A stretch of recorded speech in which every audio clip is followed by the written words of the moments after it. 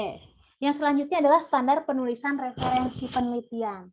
Tadi ada beberapa format standar yang bisa digunakan, baik itu dalam bentuk Word atau misalnya nanti Anda bisa menggunakan beberapa tools gitu ya. Di Word itu juga ada di Office, kemudian ada juga yang di LaTeX gitu ya, dan yang lainnya itu juga bisa. Di Mendeley juga bisa gitu ya. Oke, yang pertama yang paling sering digunakan adalah apa style. Jadi kalau apa style ini misalnya saya Siti Yulianti meneliti 2017 berarti Yulianti, 2017 seperti itu. Harvard style, Vancouver style, IEEE, ISO dan yang lainnya ini banyaknya menggunakan word processor. Untuk apa referensinya? Untuk mempermudah pengolahan referensi. Pada apa? Pada dokumen tentunya, gitu ya. Jadi kita nanti bisa menelusuri. Kalau ada satu citasi, kita pertama klik pindah stylenya menggunakan apa, dia otomatis akan mengikuti apa. Harvard dia akan otomatis mengikuti Harvard seperti itu. Nah, tadi saya katakan teks, nama keluarga penulis, tahun penerbit gitu ya. Tadi kalau berbicara apa gitu ya. Tadi kan saya sebutkan Yulianti tahunnya berapa. Kemudian tahun terbit tentunya yang perlu diperhatikan di sini adalah bagaimana kalau satu penulis mah nggak jadi masalah, tadi ya langsung ya gitu ya. Contoh Wahono 2017. Next, bagaimana kalau ada dua, Wahono dan Par 2003 misalnya dua penulis. Nah kalau banyak lebih dari, kalau misalnya 3 itu masih bisa dicantumkan, tapi bagaimana kalau lebih dari 6? Memang ada banyak penelitian itu banyak yang dilakukan oleh banyak orang. Jadi cukup nama yang pertama, kemudian et al baru tahunnya seperti itu. Oke, kemudian yang selanjutnya adalah teks pada tahun terbitnya. Nah, sering terjadi di sini beberapa yang memang menjadi kesalahan pada saat menuliskan. Maka harus ditentukan tadi penulisannya berdasarkan apa-apa. Oke, berarti tahun terbitnya di sini yang dilakukan oleh tadi peneliti tadi Wahono itu menunjukkan model motivasi komunitas efektif diterapkan pada implementasi e-learning publiknya pada saat kapan. Gitu ya. Nah, itu yang harus dimasukkan gitu ya. Misalnya ini untuk contoh-contoh duanya seperti itu ya. Diambil kalau berdasarkan teks dari tahun terbit. Oke. Lanjut, referensi apa? Yang pertama adalah jurnal dan karya ilmiah. Nah, seperti ini nanti di daftar pustakanya, gitu. Ini satu penulis Wahono, RS. Nah, ini kalau ada 2, ini kalau ada 3. Ini di daftar pustakanya. Kalau tadi di citasi paragraf yang dimasukkan, gitu ya, di laporan jurnalnya. Kalau ini di daftar pustakanya. Oke, bagaimana kalau buku? Nah, ini kalau buku. Jadi nanti agak berbeda, gitu ya. Kalau jurnal, nah ini jurnal seperti ini. Karena kan jurnal ada nama jurnalnya, volume gitu ya, halaman dan yang lainnya. Kalau buku ya tidak menggunakan halaman pun tidak jadi masalah karena buku gitu ya seperti itu. Cuma penerbit tempat terbitnya itu penting juga dimasukkan. Seperti ini susunannya. Bagaimana kalau satu penulis? Kalau 2 penulis, bagaimana kalau lebih dari 6 penulis gitu ya. Oke. Referensi penulisan apa di sini? Tesis dan disertasi. Nah, ini juga ada contohnya. Jadi pasti judulnya harus dimasukkan. Kemudian di kampus mana nih, gitu kan ya? Oh iya Bu, saya misalnya ngambil referensi nih dari tesis 2018 gitu ya. Misalnya judulnya XXX dari ITB gitu ya, Bandung, boleh seperti itu. Dari artikel internet ini juga boleh seperti itu. Ini untuk pengambilannya, formatnya. Yang selanjutnya adalah teknik mengelola paper. Bagaimana mengelola paper? Nah, tentunya nanti ini kita akan bahas. Kita akan menggunakan Office Word, maka nanti ada beberapa stylenya gitu ya di sini ya. Nah, ini nanti akan kita gunakan. Reference, kemudian kita ambil insert station. Jadi memang nanti memasukkannya di sini. Nanti stylenya diambil apa nih pilihannya apa, Harvard atau yang lainnya gitu ya. Nanti mengikuti grid source-nya ini gitu. Teknik mereviewnya. Yang pertama survei papernya kita lihat, kita download, kita baca dulu papernya dari jurnalnya misalnya seperti itu. Seperti apa sih kiat-kiatnya? Karena kan kalau misalnya kita baca kadang baca paper gitu ya. Bagaimana sih kalau kita cara mereview dari survei papernya? Yang pertama adalah research question, berarti melakukan pertanyaan-pertanyaan gitu ya. Sama seperti di tahapan kita melakukan research question, melakukan misalnya tadi mengidentifikasi. Supaya apa? Supaya kita paham gitu ya. Pertanyaan-pertanyaan yang kita ajukan itu semuanya ada di paper. Maka berbicaranya jawabannya, research dan analisisnya biasanya diakhirkan gitu ya. Pembahas analisis dan pembahasan penelitian. Itu kan ada ya di akhir. Oh, kita bisa langsung simpulkan sebetulnya. Kalau jurnal yang bagus, biasanya dari abstrak itu sudah mencerminkan. Tapi kalau tidak, kita baca latar belakang.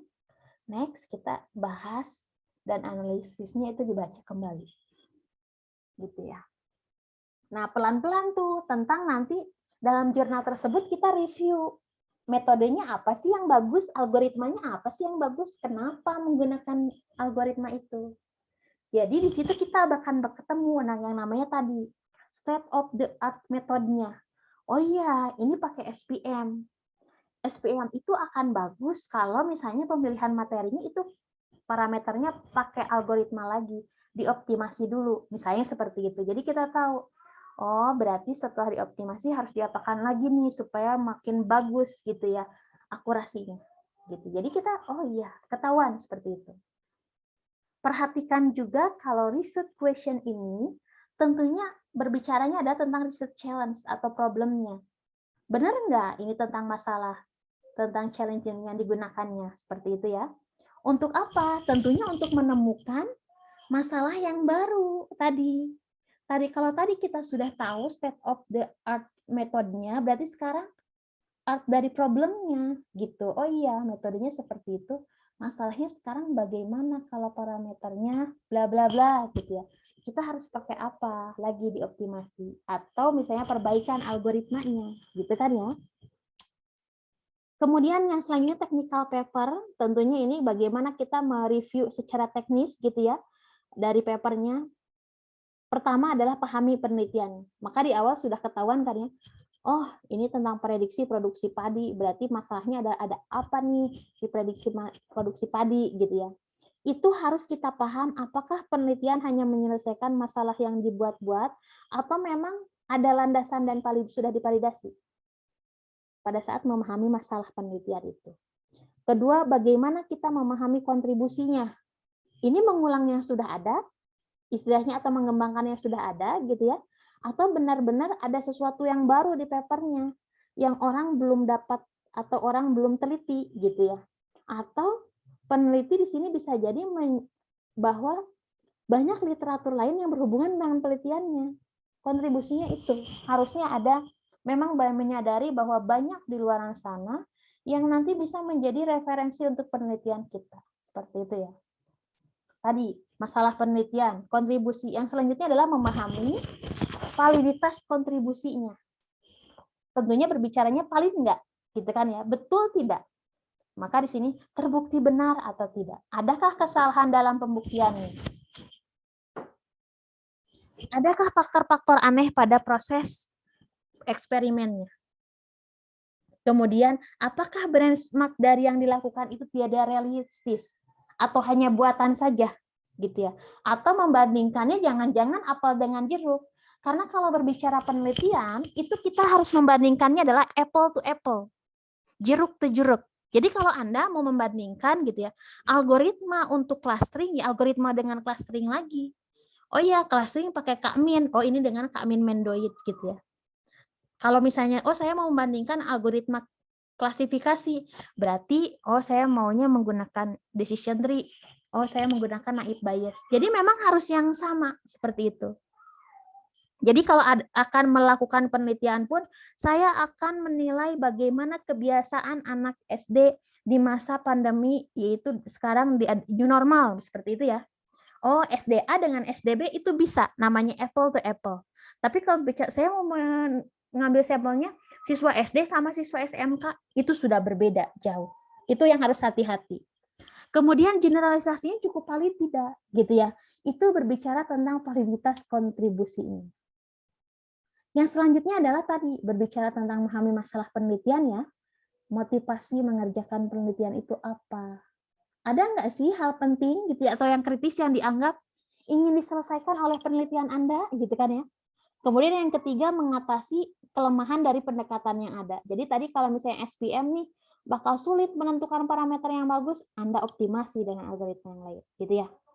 Kemudian apakah masalah penelitian cukup menantang atau unik? Jangan-jangan penelitiannya nggak menarik. Nah, itu yang harus jadi hati-hati juga. Karena ini sering menjadi sebuah sorotan atau di sini istilahnya masalah penelitian yang dibidik oleh paper, gitu ya. Makanya poin nomor 5 ini menantang atau unik enggak? Bahkan saya sering katakan harus yang happening, yang tren gitu ya, seperti itu. Yang selanjutnya adalah berbicara kontribusi tadi dari klaim paper, metodenya baru, algoritmanya baru, semua berbicaranya apakah tentang baru seperti itu. Kalau berbicara yang diklaim oleh sebuah paper, gitu ya. Validitas, metodologi gitu ya, sampai dengan klaimnya, pembahasannya seperti itu. Nah, nanti silahkan next untuk melatih cara mereview paper Anda, silahkan pahami dari sebuah paper gitu ya, identifikasi masalahnya apa, metode yang diusulkannya apa, hasil penelitiannya apa, terkait dengan bagaimana Anda mempelajari atau latihan cara mereview sebuah paper, seperti itu.